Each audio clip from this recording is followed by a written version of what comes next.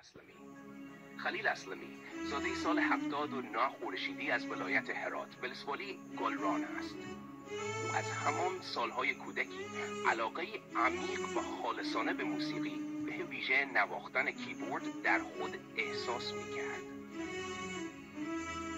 این علاقه ریشه در ذوق هنری و روح حساس او داشت که از همان دوران طفولیت نمایان بود. خلیل بدون گذراندن آموزش‌های رسمی با شور و پشتکار فراوان نواختن کیبورد را به صورت شوقی و خودآموز آموخت. تلاش پیگیر و عشق بی پایان او به صدا و نغمه باعث شد تا در مدت کوتاهی مهارت قابل توجهی در موسیقی پیدا کند و آثارش مورد توجه اطرافیان و هنردوستان قرار گیرد. او باور دارد که موسیقی زبان احساسات است، زبانی که میتواند میان دلها پلی از مهر و آرامش بسازد.